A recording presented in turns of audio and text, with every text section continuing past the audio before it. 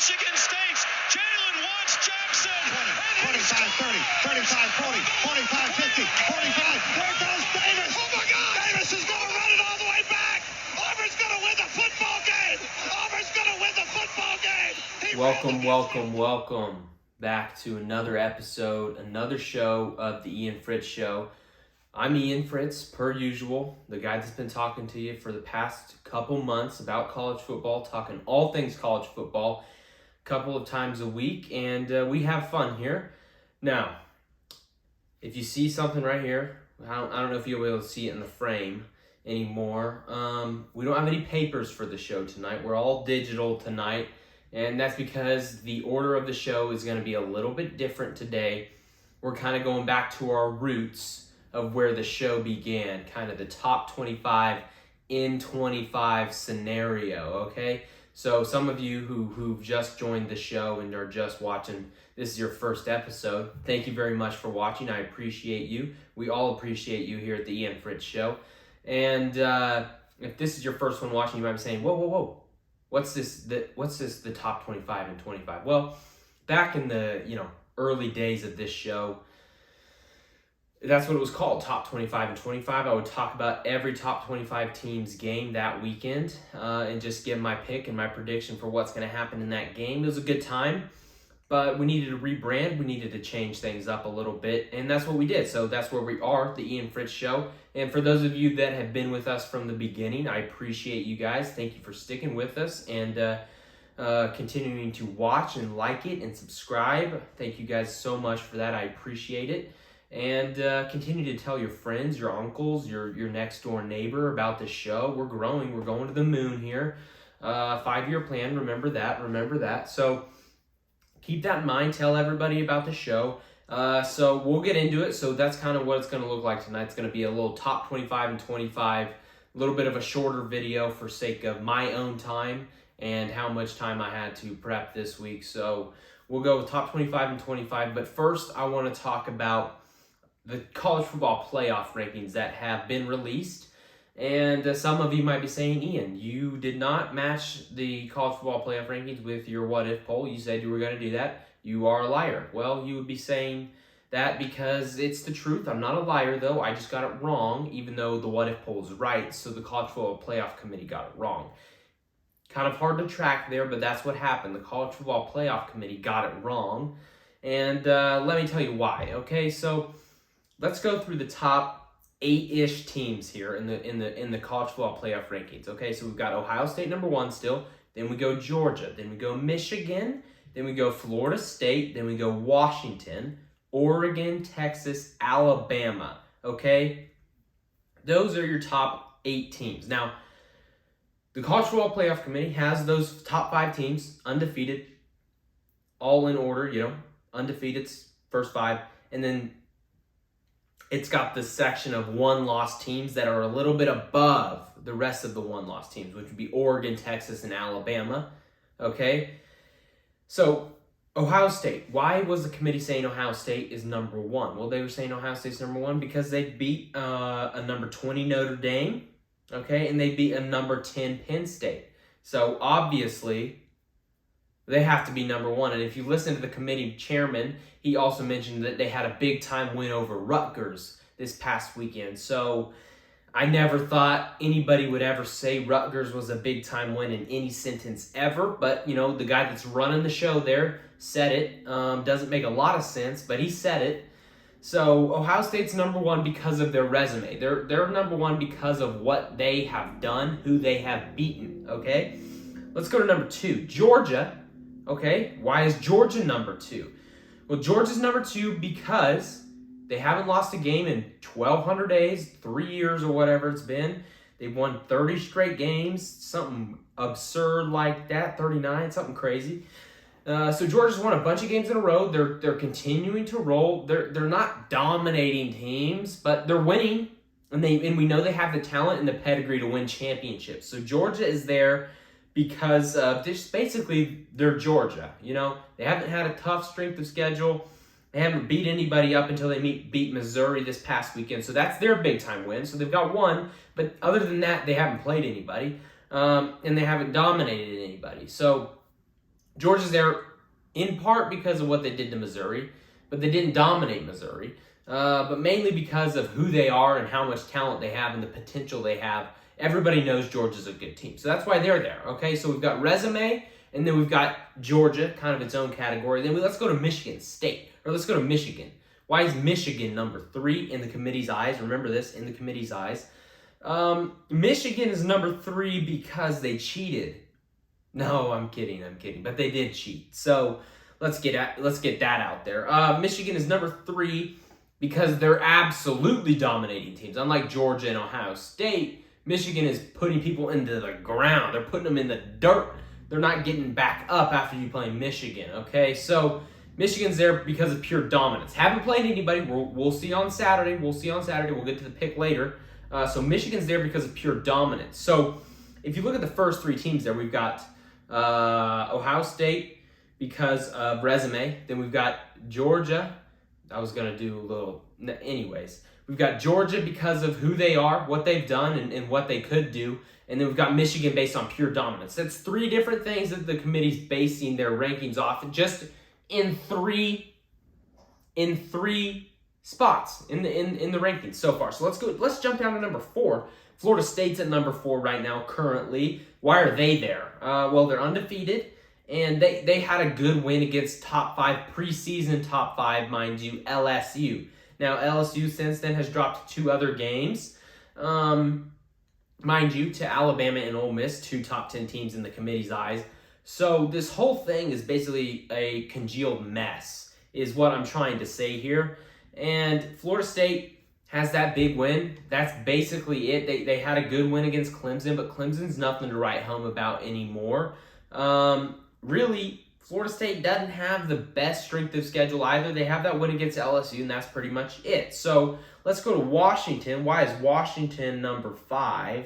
Okay, so Washington is behind Florida State, who has a better resume than Michigan, who also has a better resume than Georgia, but not as good a resume as Ohio State. So if we're going based on resume, it should probably go Ohio State, Washington, Florida State. But if we're going based on all of them, but none of them at the same time, it'll be whatever the committee tells us.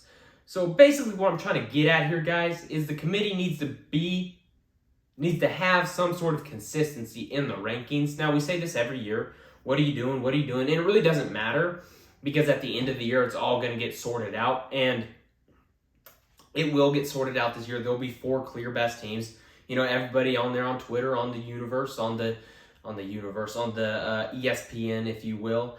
Everybody's saying, well, what about these crazy scenarios? What about, everybody goes undefeated the rest of the year? Well, not going to happen, and also it's not going to happen, so we really don't even need to talk about it. Now, it is fun, but don't need to talk about it.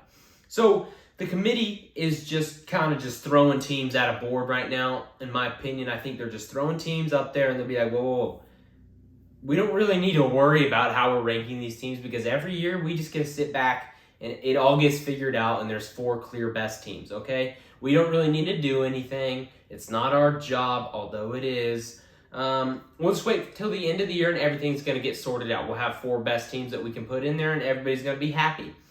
But on the off chance that doesn't happen, you can't go into the end of the season just based on this they need to have a set thing. Hey, this year is the resume year. That's what we're doing. The resume is king. That's why Ohio State is number 1. They haven't dominated anybody. They haven't looked that great against anybody, but they're number 1 because they have 2 good wins, okay?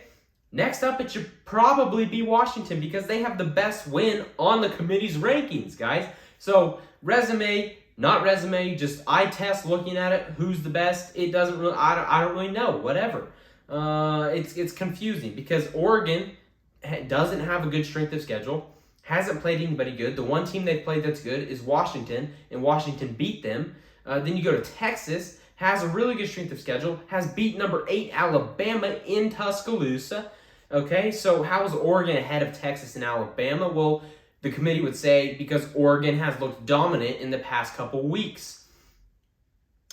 Okay, all right, I'm fine with that. But if they look dominant, then why don't we just put them up there with Michigan because Michigan's looked dominant. I know Michigan hasn't lost, but they haven't played a Washington. So it just doesn't make a lot of sense. It's still fun to talk about. It'll get sorted out, I think. But if it doesn't, the committee's in for, a real head spinner. Who do we put in? Because our criteria makes no sense. Okay, enough about the college football playoff rankings. That's my rant. That's what I think about it. Let's get into the picks. Top 25 and 25. Got to run here pretty quick. Okay. Ohio State versus Michigan State. The spread is -31.5 for Ohio State. Now, Ohio State coming off a weird game against Rutgers this past weekend. It was kind of odd to watch. Rutgers, the final score is not indicative of how that game really was.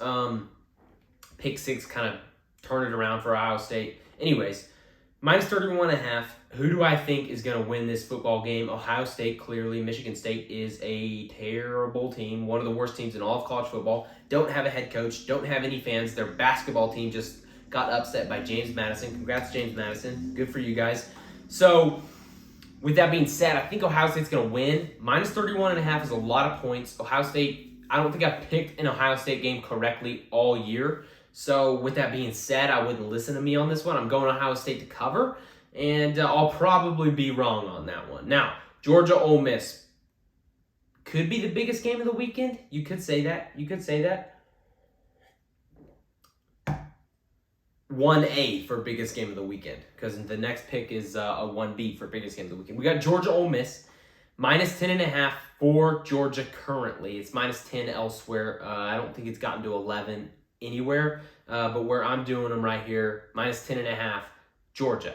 So I could talk about a lot for this game, but top 25 and 25, so we got to go quick, okay? This game's going to come down to Jackson Dart. Now, what is it going to come down to? Well, obviously, he's got to take care of the football. You cannot go in to Athens, Georgia, where all those Bulldogs will be barking. I don't know if they call it the dog pound like Cleveland Browns or not. I don't know, but I'm going to call it the dog pound. You're going to the dog pound, okay?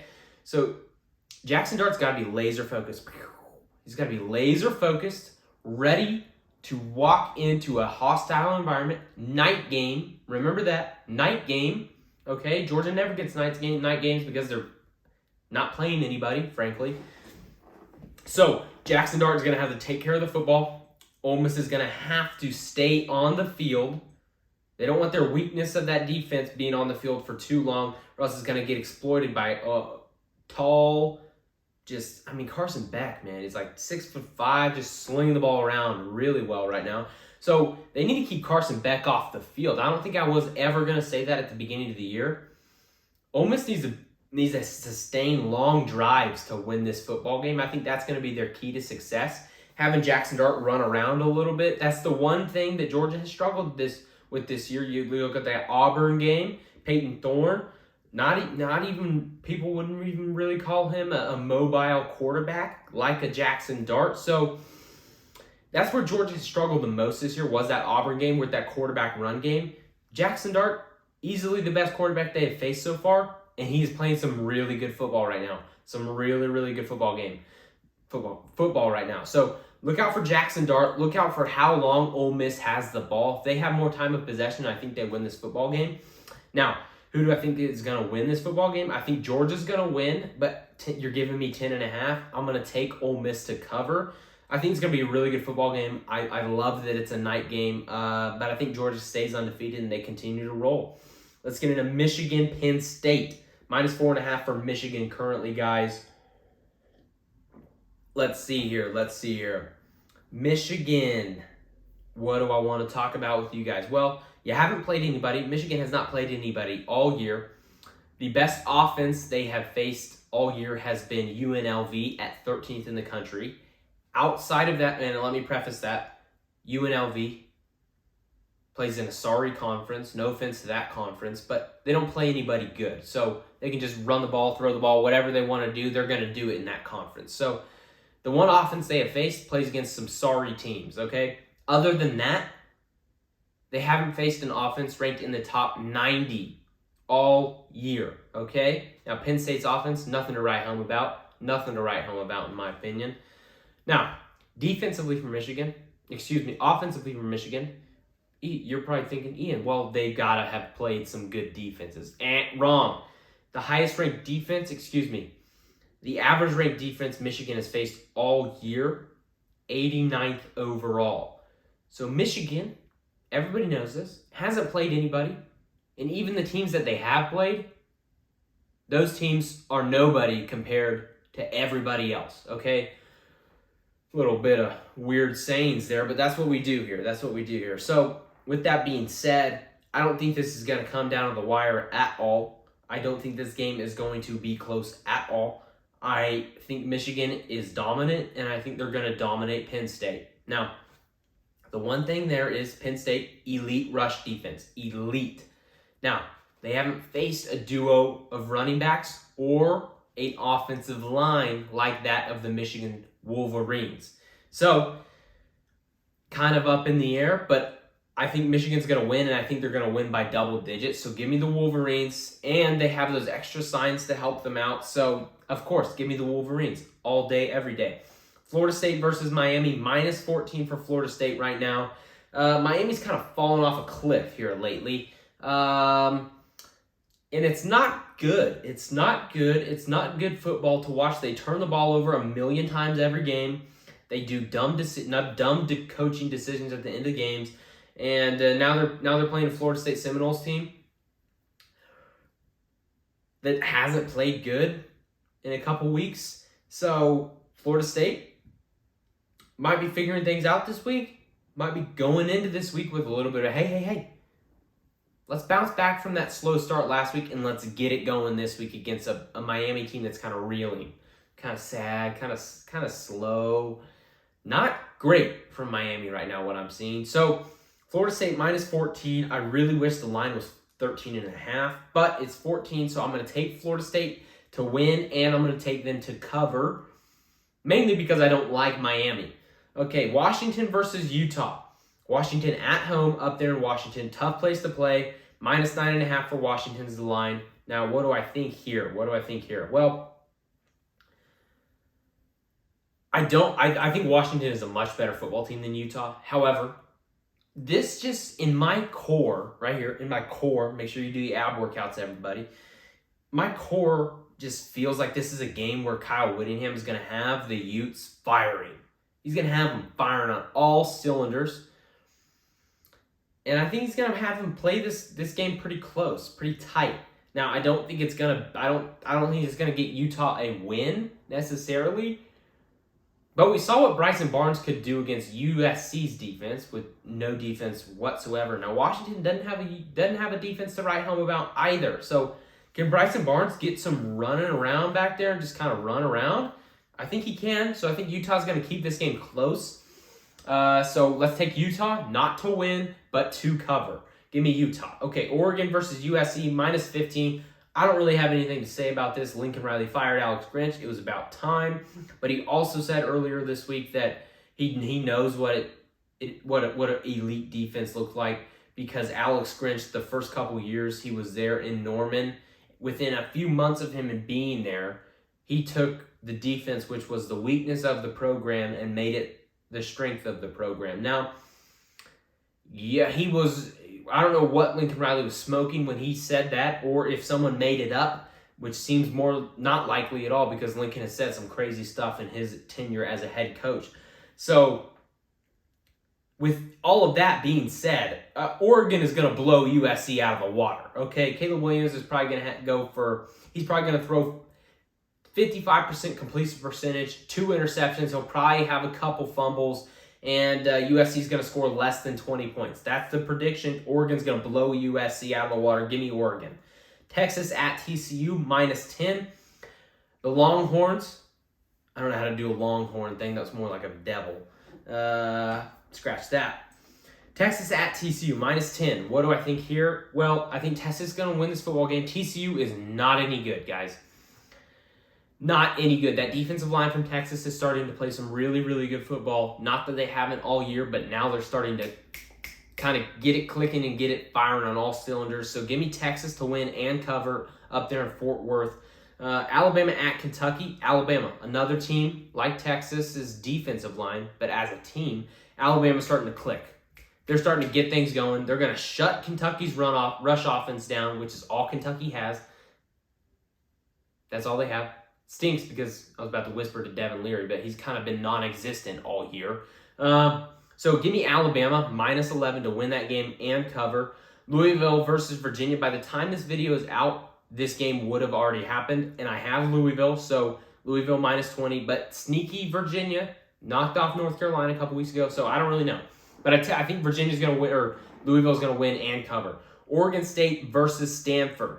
-21 for Oregon State. This feels like a game that Oregon State's kind of a slide. We haven't heard them in a few weeks. We haven't heard from the Oregon State Beavers in a few weeks. They've kind of been quiet for about 3 or 4 weeks now. Nobody's really talking about them. This feels like a game where the Stanford Cardinal could just keep things a little too close. Just keep things a little too close for comfort for the Oregon State Beavers. So I'm going to take Stanford to cover. Maybe the worst pick of the weekend. I don't know. But I'm going to take Stanford to cover this weekend. Tennessee versus Missouri, -1. Basically a pick 'em for Tennessee and Missouri. So give me Tennessee solely because it's at home. If it was neutral field, I'd probably go Missouri. I think they're a better team. But at home, give me Tennessee. Oklahoma State at UCF, -2.5. Oklahoma State's a better football team than UCF, guys. They're going to, quite frankly, I think they're going to blow UCF out this weekend. So give me Oklahoma State. Kansas versus Texas Tech, -3.5 for Kansas.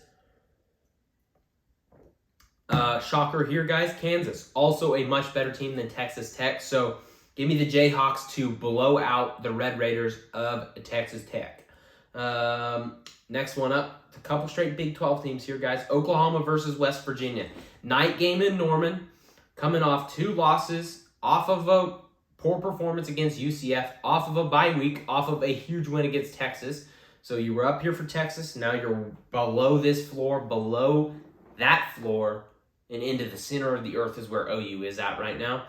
And they're not coming out of it this weekend because I think West Virginia wins this football game. So obviously that means I think West Virginia covers. I don't really have much else to say, but Oklahoma has some serious issues, and it's not getting worked out this week. And I don't think it's going to get worked out until the offseason maybe. I don't know. But I like West Virginia to win this football game and cover. Give me LSU versus Florida. LSU to cover that game, -13.5 at home. I like LSU to cover the points there. Arizona at Colorado, -10.5.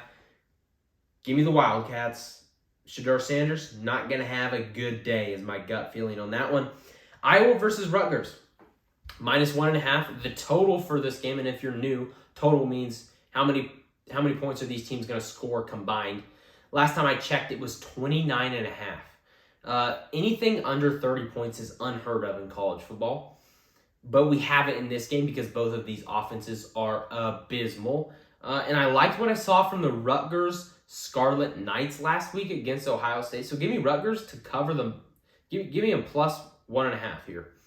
I like that pick. Tulane versus Tulsa. Tulsa is a terrible football team. I don't think Tulane's that good either, though. But they're much better than Tulsa. -23 is a lot. And I don't think I picked the Tulane game correct all year. But give me Tulane, -23. Who knows? I got to get one right eventually, right? North Carolina versus Duke. This game is tailor-made for that Duke defense to have a day and cover this football game. Not win, but cover. So give me Duke +14.5. Last one on the slate this weekend. A lot of football games this weekend. A lot of good, fun football games as well. Kansas State versus Baylor. -20.5. Baylor's a terrible football team. So give me Kansas State to cover the 20.5. Could come back to bite me, but that's what I like. Okay, those are the picks for the Week 11, guys. A loaded slate. It's going to be a lot of fun to watch this college football this weekend. Hopefully, you get to watch this before all of these games kick off, except for the Louisville-Virginia game. Thank you guys for watching this video. I know it's a little bit a different order, but sometimes you got to go back to the roots. Thank you guys so much for watching. Please, if you haven't, it would mean the world to me. Maybe a small little world. I don't know. Maybe a globe or something. If you would subscribe, tell Uncle Joe, Uncle Billy Bob, Aunt May, Spider-Man, to subscribe. Get on their devices. Tell everybody. Tell your neighbor. Tell the guy you're walking you guys are walking on the sidewalk. You see him, he sees you, and you're like, hey, the Ian Fritts Show on YouTube. You need to watch that. You need to watch that. That would be great. That would be great. So thank you guys for watching. I appreciate it. And we'll see you in the Week 11 recap. I think there's going to be some fireworks this weekend. So thank you guys for watching. I'll see you in the next one. I love you. Bye.